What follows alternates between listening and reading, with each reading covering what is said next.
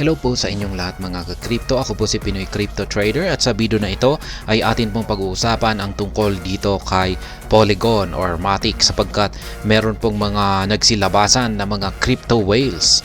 Ito po yung mga bigatin, yan, mga matitinding mga investors at saka holders na kapag sila ay bumili ng isang crypto ay umaabot sa mga million dollars po yung kanilang pinapasok na investment. At yan, pagdating dito kay Polygon, yung mga crypto whales ay bumili ng na umaabot sa $90 million na Polygon or Matic. At sinabay po nila yan sa pagbagsak ni Matic. Kaya ayan, ganyan lamang po kasimple. Buy low, sell high. Kaya nung bumagsak po sa mababang presyo si Matic ay dyan po sila pumasok or bumili ng napakaraming Matic tokens. Kaya ayan, ganyan po katindi yung mga whales. At bago po tayo magpatuloy, nais ko lamang po munang bigyang linaw ang aking disclaimer kung saan ang nilalaman po ng video na ito ay hindi po ito isang financial advice. For education and information purposes lamang po ang layunin nito. Maliban po dito ay nais ko na rin pong magbigay babala na wala pong kahit anumang group chat ang Pinoy Crypto Trader. Ayan, natatandaan ko yung isang napanood ko na YouTuber. Tapos yung strategy niya ginagaya niya po yung mga whales. Kung pag nakita niya na may bumili na whale sa isang crypto, ay bumibili na rin siya. Pero syempre yung kanyang pinapasok na amount ay hindi naman gaanong malaki. Kasi hindi naman siya, isa lamang po siyang ordinaryong investor na katulad natin. Average investor lamang. Pinapasok niya lang yung kaya niyang pwedeng ipasok. Kaya ayan, sinasabayan po niya yung mga galaw ng mga whales, ayan, pero sa mas maliit or mas mababa na halaga, yung kaya niya lamang talaga. Ayan, as the price of Polygon or Matic undergoes a correction, whales have been buying the dip, indicating a recovery is on the horizon. Ayan, bumabagsak po ang market price ni Polygon or si Matic para magkaroon ng correction or retest lamang po yan. Retest. Pagkatapos ng retest ay aakyat din po yan. Kaya sinabay po ng mga whales na bumili yan sa mababang presyo. Yan, buying the dip, sabi po rito. Yan, pagbili sa mababang presyo or napakababang presyo. At yan po yung ginawa ng mga whales. Kaya ito raw ay nagpapakita na mukhang nalalapit na ang recovery.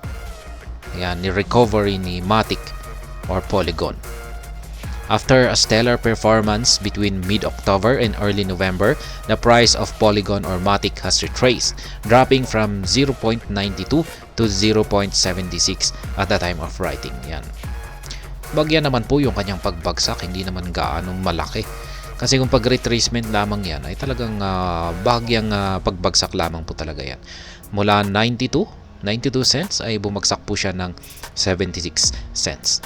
The earlier rally came in the build-up to the news that Polygon Labs had initiated the conversion of its Matic token to a newly released POL token. Ayan, may conversion po pala na isinagawa ang Polygon Labs. Ito po yung conversion ng Matic token sa kanilang newly released na tinatawag po nilang POL token. However, the event's euphoria has since subsided, with the speculators reducing the exposure to the crypto asset. Yun nga lang, at yan na, medyo nanghina na raw yung interest dito sa event na ito. At the same time, though, on-chain data shows that whales have remained keen on accumulating Polygon or Matic. Ayan, maski nag-subside daw yung euphoria sa event na ito ay patuloy pa rin naman po na bumibili yung mga whales. Yan, dito kay bumibili ng Matic tokens. Yan, patuloy lamang po sila sa kanilang pag-accumulate. According to a metric shared by prominent crypto trader Ali Charts, whales have purchased over 120 million Matic tokens in the past week alone. The total purchase is the equivalent of 90 million buying pressure for the crypto asset. Yan. Ayon kay Ali Charts, Ayan, crypto trader na si Ali Charles, magaling na rin po ito na isang technical analyst. At sabi po niya rito sa kanyang pagsusubaybay, kaya ay Polygon or Matic ay higit nasa umabot po sa 120 million na Matic tokens ang nabili ng mga whales nitong nakalipas lamang na isang linggo. Kaya yan, 1 week lamang po yan ay ganyan po katindi yung nabili ng mga whales. Kasi si Ali Charts ay yan yung mga whales na ito, yung mga pagbili ng mga whales, yung mga purchases ng whales ay ginagamit na rin po yan ng mga traders, yan, mga analyst, yan, sa pagpipredict ng posibleng magiging galaw ng isang asset, crypto asset sa hinaharap. Kaya yan, si Ali Charts ay binabantayan na rin po niya yung mga galaw ng mga whales. The total purchase is the equivalent of $90 million buying pressure for the crypto asset. Kaya yan, ganyan po katindi yung equivalent na amount in terms of US dollar ang 120 million na Matic tokens. Ito po yung post ni Ginoong Ali Charts. Polygon recently, Matic whales have been on a buying spree, scooping up over 120 million Matic in the past week. That's a hefty $90 million investment. Ayan, kitang-kita po natin, nakikita po natin dito yung parang, ayan, yung kulay blue na, ayan, ayan, parang mga kwadrado. Ayan, kwadrado yung kanilang na-form dito.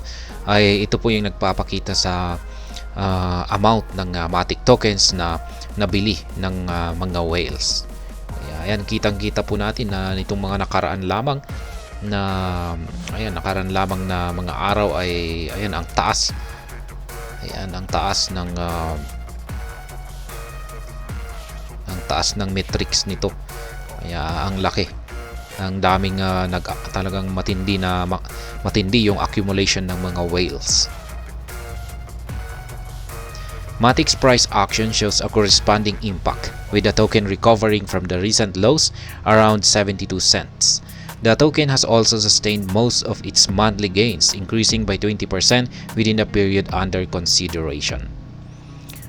Sustained whale buying typically marks market bottoms on both long-term and short-term horizon.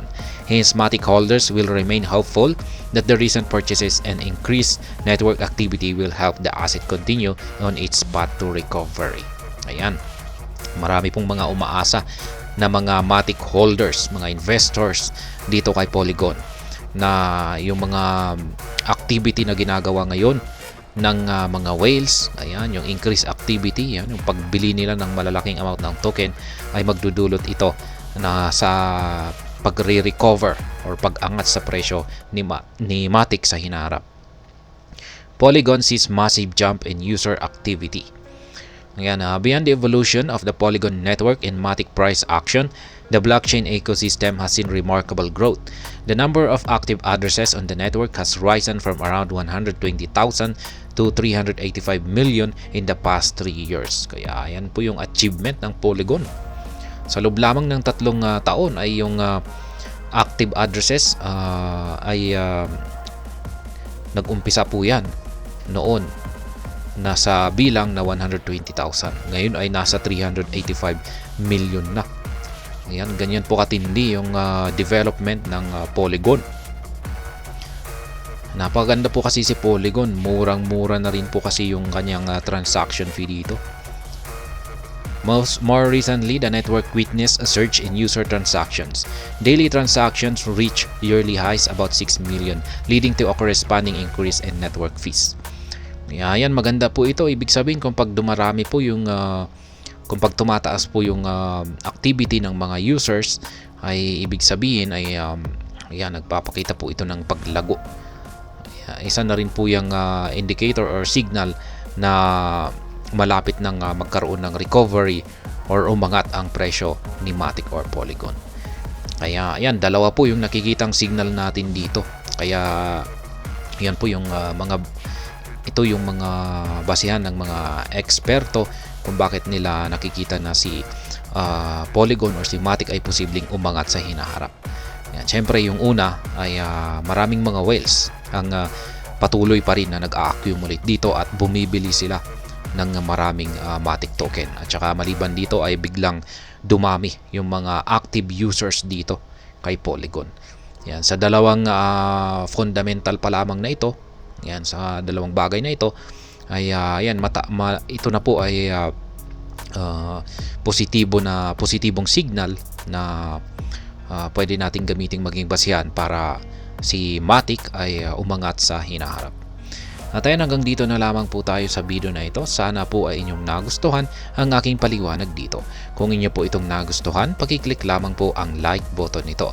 Para naman po sa mga bago lamang dito, kayo po ay aking inaanyayahan para mag-subscribe. Pakiclick na rin po ang bell icon nito dahil ito po ang siyang magsisilbing notification nito sa mga bago kong videos na aking pong ina-upload sa aking YouTube channel na ito. Marami pong salamat sa panunood. Ingat po tayo lagi at God bless po sa ating lahat.